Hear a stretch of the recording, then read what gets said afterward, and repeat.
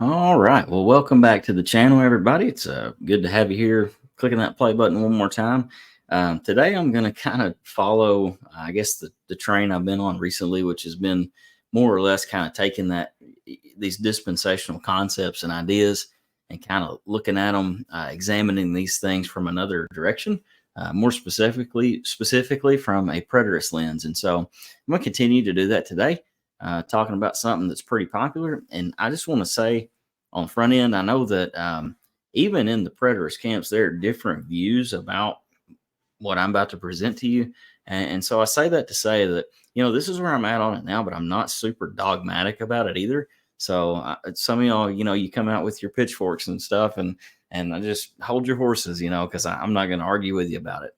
I'm open to these other views and so forth. So that being said, this is the way I understand this at the time. And even if this isn't necessarily correct, I still think it's probably astronomically closer than how the dispensationalists would view this. And so, without further ado, as you know from the title already, today I'm going to talk about the mark of the beast. So, when we talk about eschatology or end times, right, there are a few buzzwords that are always at the top of the list in terms of popularity. For example, and you guys know this, anytime there's an eschatological conversation, these words pop up.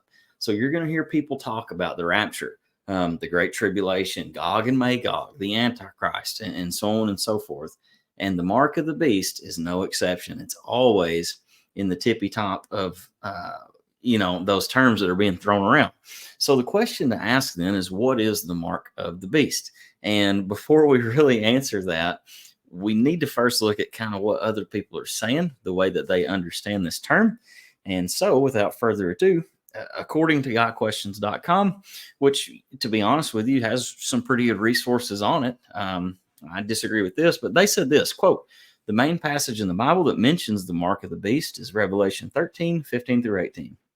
Other references can be found in Revelation 14:9, 11, 15:2, 16:2, 19:20, and 20 verse 4. This mark acts as a seal for the followers of Antichrist and the false prophet, the spokesperson for the Antichrist. The false prophet, the second beast, is the one who causes people to take this mark. The mark is literally placed in the hand or forehead and is not simply a card someone carries. They continue. The recent breakthroughs in medical implant chip and RFID technologies have increased interest in the mark of the beast spoken of in Revelation chapter 13. It is possible that the technology we are seeing today represents the beginning stages of what may eventually be used as the mark of the beast.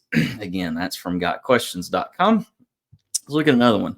Dr. John MacArthur, the Baptist Pope, in his New Testament commentary, he writes this. He says, as part of his plan to enforce the worship of Antichrist, the false prophet will require all categories of unbelievers, summarized as the small and the great, and the rich and the poor, and the free men and the slaves, to be given a mark on their right hand or on their forehead. And Mac continues to say, the pressure to give in to the worship of Antichrist will be far worse than anything ever experienced in human history. Life will be virtually unlivable, so the people are forced to bow to the demonized king, not prompted merely by religious deception, but also by economic necessity. Here's another one. Y'all bear with me. In the description of the book, The Mark, The Beast Rules the World, which is number 8 in the Left Behind series by Tim LaHaye and Jerry Jenkins, it says this, in the blink of an eye, millions of people on earth have disappeared.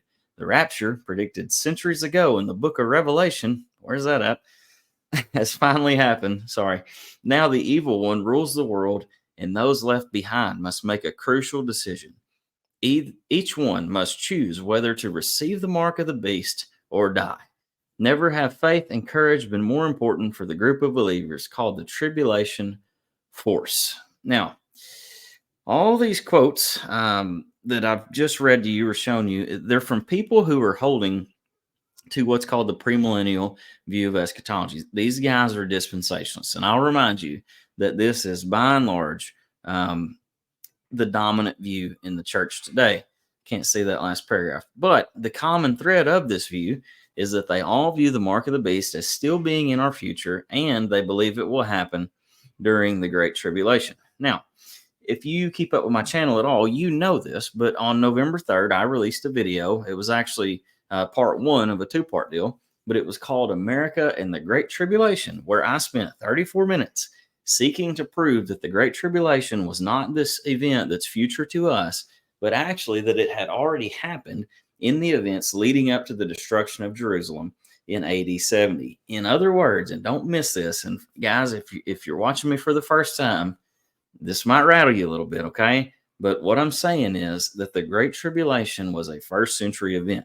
It's not this thing that's in mine in your future. And listen to me, if I'm right about that, and I am, and the mark of the beast is something that happens during the Great Tribulation, and it is, then logic would demand that the mark of the beast is also a past event. It's not a future one. If the Great Tribulation and the mark of the beast happen simultaneously, and the Great Tribulation's in the past, then by necessity, so must be the mark of the beast. And I hope that makes sense to you. So, again, if you've never been introduced to a preterist interpretation of eschatology, what I said is probably scarier to you than this stuff. And you got the barcode on the head, the tattoo on the hand, and microchips. And I had to throw in what we're supposed to assume is a COVID vaccine because, well, y'all remember all that a couple years ago, right? But hear me out, would you? Let's read Revelation 13, verses 11 through 18. It says, "Then I saw another beast rising out of the earth. It had two horns like a lamb, and it spoke like a dragon. It exercises all the authority of the first beast in its presence, and makes the earth and its inhabitants worship the first beast, whose mortal wound was healed. It performs great signs, even making fire come down from heaven to earth in front of people. And by the signs that it is allowed to work in the presence of the beast, it deceives those who dwell on the earth, telling them to make an image for the beast that was wounded by the sword and yet lived. And it was allowed to give breath to the image of the beast, so that the image of the beast might even speak, and might cause those who would not worship the image of the beast to be slain. And it causes all, both small and great, both rich and poor, both free and slave, to be marked on the right hand or the forehead, so that no one can buy or sell unless he has the mark." That's the mark of the beast. "That is the name of the beast or the number of its name. This calls for wisdom. Let the one who has understanding calculate the number of the beast, for it is the number of a man, and his number is 666.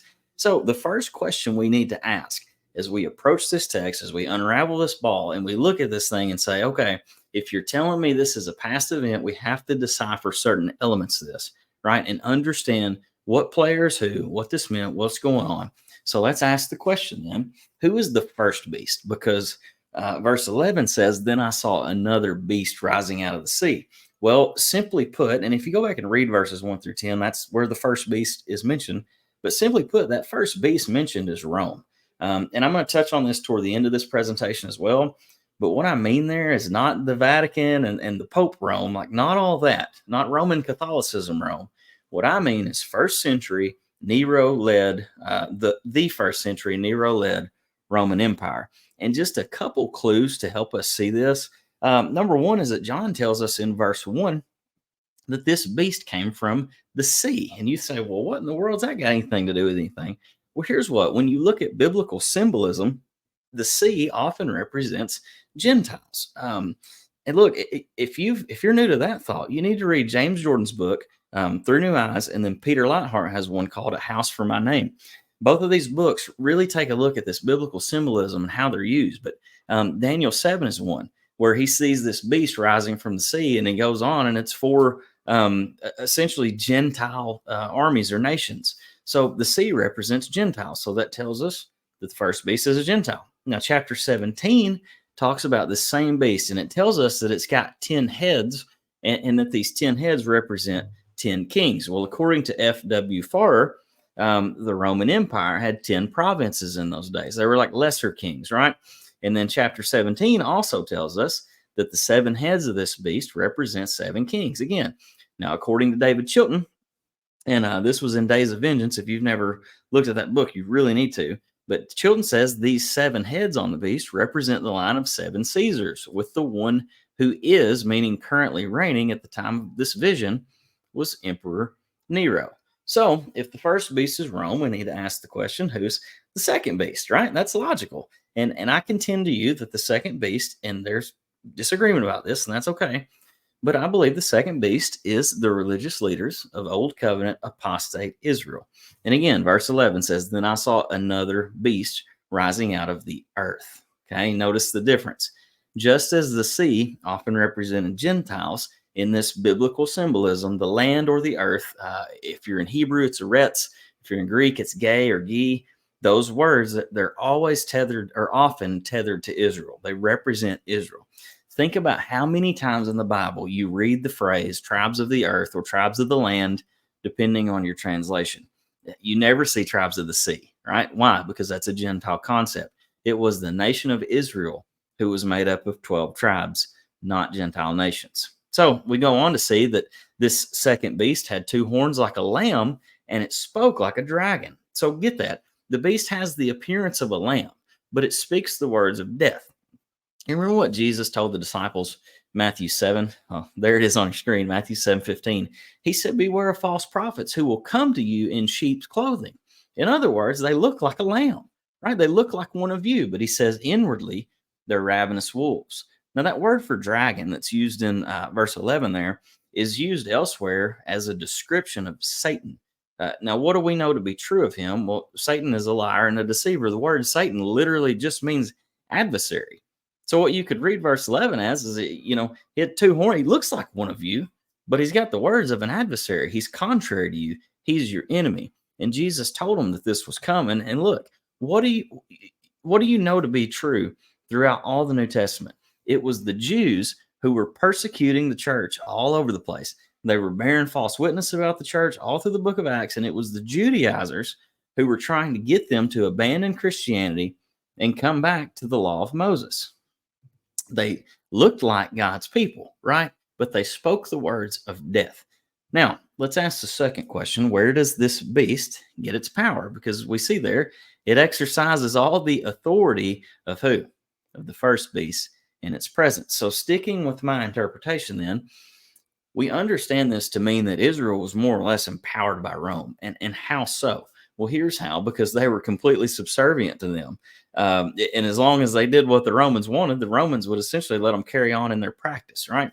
But in the scenario, and this is living, breathing, real human history, the Romans were the ones who had, quote, all the authority, as mentioned in the text there. But notice the language, and this is important. He says, in its presence. And this beast, the second beast, is also called the false prophet, right? Well, just as the true prophet stood in the presence of God and was his agent, the false prophet here is in the presence of Rome to do her will, to do the bidding of the Roman Empire. And look at verse 12. It says, And it makes the earth and its inhabitants worship the first beast, whose mortal wound was healed. You remember back, and what the text is saying here essentially is that these leaders of Israel are essentially enforcing Rome worship. Okay. You remember John 19:15. It says, The chief priests answered, We have no king but Caesar. They say, Pilate has Jesus up there on trial. He's before the people. And he says, Shall I crucify your king? And that's what they respond with. They cry out, He's not our king. Our king is Caesar, right? We're allegiant to Rome. Listen to this quote from Alfred Edersheim. He says, With this cry, Judaism was, in the person of its representatives, guilty of denial of God, of blasphemy, of apostasy. It committed suicide. And Chilton says this, Israel sided with Caesar and the empire against Christ and the church. And that is so important. But he goes on to say, ultimately, therefore, they were worshiping the dragon. And for this reason, Jesus himself called their worship assemblies synagogues of Satan. And there's Revelation 2:9 and 3:9. So let's continue in the text. Again, performs great signs, even making fire come down from heaven to earth in front of the people. By the signs, it's allowed to work in the presence of the beast. It deceives those who dwell on the earth, telling them to make an image for the beast that was wounded by the sword and yet lived. A lot of different opinions about that, what that means. I'm not getting into it in this video. Y'all duke it out in the comments over that. It was allowed to give breath to the image of the beast, so that the image of the beast might even speak and might cause those who would not worship the image of the beast to be slain. So this beast is clearly able to perform signs and wonders, right, and deceive the Jewish people. Well, Matthew 24:24, remember what Jesus said, the Olivet Discourse. He's telling them in this 40-year gap between my going and my return, my parousia, he says this, For false Christs and false prophets, will arise, and look what they'll do. They'll perform great signs and wonders so as to lead astray, if possible, even the elect. And for what purpose? Well, the purpose that they make an idol or an image for the beast and kill those who would not worship it. In other words, just to reiterate this, the religious leaders would demand emperor worship. Now, I hope that makes sense to you. I hope you see the first beast is Rome, the second beast is apostate Israel, and they're going to enforce this mark, right? You need to be subservient and allegiant to Rome, or else you're in trouble. So, with that being said, let's look at the mark. It says this, and it causes all, both small and great, both rich and poor, both slave and free, free and slave. I'm in reverse here. To be marked on the right hand or the forehead, so that no one can buy or sell unless he has the mark, that is, the name of the beast or the number of its name. This calls for wisdom. Let the one who has understanding calculate the number of the beast, for it is the number of a man, and his number is 666. And so, clearly the mark then, folks, was not COVID vaccines, it was not microchips, and it certainly was not barcodes. None of these things. So what then is the mark of the beast? And to understand this, like literally the entirety of the book of Revelation, if you're going to understand this part, you have to understand some Old Testament, right? You got to know the left side of the book. So, because that's where the language is rooted, right? And John's not making up something new here. Like, this has origin, it has application for these Jewish first century readers. They would have known exactly what he was talking about. So, if we're familiar with our Old Testament, then we ought to know what this head and hand language John is using, where it came from, and we ought to know that it's not something new. And one text we see this is Deuteronomy 6 through 8. And you guys know the beginning of this. It's the Shema, Hear, O Israel, the Lord our God, the Lord is one. But verse 6 says this, and these words that I command you today shall be on your heart. You shall teach them diligently to your children, and shall talk of them when you sit in your house, and when you walk by the way, and when you lie down, and when you rise. You shall bind them as a sign, look what he says, on your hand, and they shall be as frontlets between your eyes. Now, I'm going to talk about this more in just a second, but I take this to mean hand as in deeds. You work with your hands, right? You do things with your hands. And then your head, this is your thought life. The head and the hands essentially are, what make up your heart, as he says there in verse 6. So what's the point of this text? What is Moses telling Israel? Well, essentially this. They are to love God's law, and it was to permeate their lives. It ought to be evident in the things that come out of their mouth, because it's driven by thoughts, right? It ought to be evident in the things they do, the way they live their lives. In other words, it ought to be clear as day, clear as a sign on your hand or forehead to the people around you that you love and you serve and you worship the true and living God. Okay, that's the point of the head and hand language. Now, were they literally supposed to put God's word on their head and hands? Maybe, maybe not. There's a lot of debate about that. But nonetheless, by the time of Jesus and the New Testament writers, they indeed were doing this. They were wearing around portions of God's law in these little boxes. They would strap them up with these little leather straps, and they were called tefillin. I don't know. I can't pronounce things, but in the English, it's translated often as phylactery. But a tefillin was one of these two small boxes, again, worn by a leather strap on the hand or the head during these special prayer times. And Jesus actually mentions these in Matthew 23:5. It says, they do all their deeds to be seen by others, for they make their phylacteries broad and their fringes long. James B. Jordan, in his commentary on Matthew 23 through 25, he says this, quote, the Pharisees enlarged these in order to make a show before men, but ironically, it only added to their offensiveness to God. The command in Deuteronomy 6:8 meant that the law of God was to be bound on the forehead and hand in such a way that the inner thoughts and outer actions of the godly person were governed by God's will. This corresponds with the words and works of the Pharisees already in view in this passage. The large phylacteries of the Pharisees were only highlighted their hypocrisy.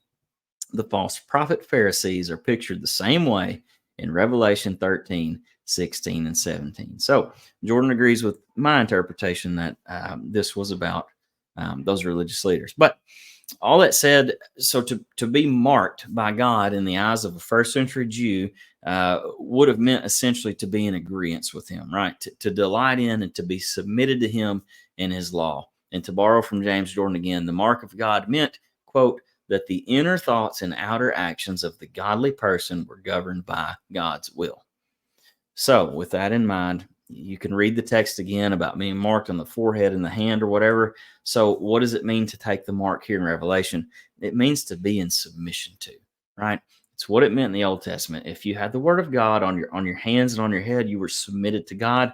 It's no different here. And according to John, none were going to be able to participate in commerce unless they took this mark, i.e., unless they were in submission to.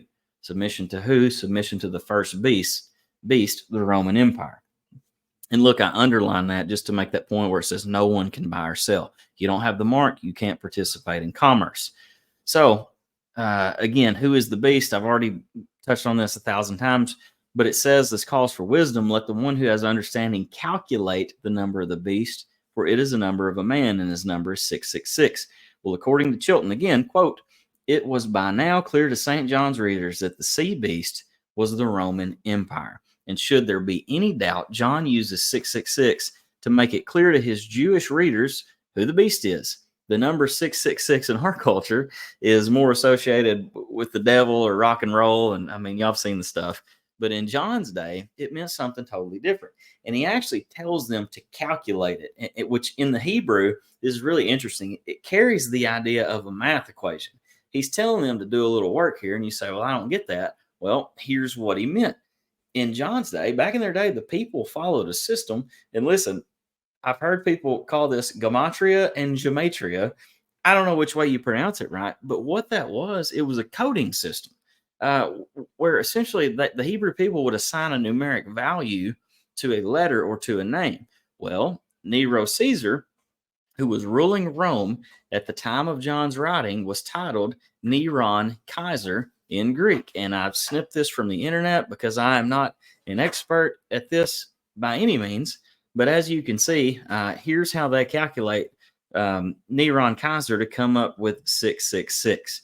So who is the beast? Again, I'm saying that John is saying in a Hebrew way that only Hebrews really would understand, that this beast was Nero or the Roman Empire. And I don't think you have to say necessarily it's either or, because Nero was representative of the whole, right? He was their head. So putting all this together then, Revelation 13 is not predictive of a day when you and I are going to be forced to take some kind of mark by this quote unquote Antichrist, this consummate figure. I might do another video on that because that's ridiculous. There is no coming, like final boss bad guy Antichrist. That's a false teaching. Nonetheless, I digress. But rather, it was predictive of a day when people in the first century, they would have to make a choice between faithfulness to Jesus Christ or faithfulness to the old covenant system and those in charge of it and those that ruled over them. In other words, they could either have the law of God on their head and the hands or the law of the state and the religious leaders. And that is the point. John is telling them what's coming, and he is saying that to align with Christ was going to have economic consequences. And again, I'll remind you of verse 17. It says, so that no one can buy or sell unless he has the mark. John is warning them of what's coming. And check this out. David Clark writes, this was to boycott or ostracize the Christians and deprive them of the common rights of citizens or the common rights of humanity. The pressure of economic distress was to be laid on them to compel them to conform. Similarly, this is a different quote. It says, similarly, the Jewish leaders organized economic boycotts against those who had refused to submit to Caesar as Lord. How about that? The leaders of the synagogues forbidding all dealings with the excommunicated and going as far as to put them to death. Remember, he actually said some of them would be slain. But here, that's David Chilton, and he partially quotes Austin Farrer in his 1964 work entitled The Revelation of St. John the Divine. And if those two quotes from these two historians aren't good enough for you, we need look no further than the pages of Scripture, because in 1 Corinthians 16, 1 through 4, Paul is having the church at Corinth take up a collection or an offering for the saints in Jerusalem. Ask the question, why do the saints in Jerusalem need an offering taken up for them? Well, if they were under an economic boycott, that makes perfect sense, doesn't it? And then in 2 Corinthians 8 and 9 and also Romans 15, he alludes to this again. So in closing, and listen, that last little bit, that may be a totally different deal. I don't know. I'm just saying you see that in Scripture. Maybe it's a different time. Regardless, in closing, just like the Great Tribulation, the abomination of desolation, and everything else found, yes, everything, even chapters 20 through 22, in the pages of Revelation, the mark of the beast had a first century context and a first century fulfillment. What does that mean for me and you? And you cannot miss this, okay? If you miss this, you miss everything. Here's the point: we need not live in fear of these things, right? Of these future events that we're afraid we're going to go through, our children are going to go through, whatever. You don't have to be afraid. Guys, these things are behind us. And what lies ahead of us is the continual, abiding presence of the Lord Jesus Christ with and within his people, and the open invitation to bring others into this eternal kingdom. That's what we're doing. That's where we're at in history. That's our calling as we go forth. So I hope that that made sense to you. I want to hear from you. I know a lot of y'all that watch my channel are a whole lot smarter than me. Drop your comments. Tell me where I missed it. Tell me what I'm wrong about. Share some good stuff with me. What'd you like? What you didn't like? Whatever. But I do appreciate the views. I thank you guys for sharing this comment or this content. And I want to ask you to like, share, continue to do that. And if you watch my stuff and you haven't subscribed yet, all you gotta do is click that button, and then you got it done. If you want to support me financially, you don't have to, but you can. You can go to www.ko-fi.com/Travis Drum. And don't forget, and listen to me, don't put it off because tickets go up like the end of next week. Don't forget about the Arkansas Eschatology Conference going down in August of this year right here in Jonesboro, Arkansas. It's going to be awesome. Got a great lineup of speakers and really looking forward to meeting a lot of y'all. But nonetheless, I do thank you for watching, and I pray that you guys would have a good day. And I hope that you're benefiting from this and that it's not for nothing. It takes a lot of effort to study this stuff and make these slideshows. And so I just pray it's fruitful for you. But nonetheless, I do appreciate you watching, and you guys have a good day. We're about to go to a birthday party. So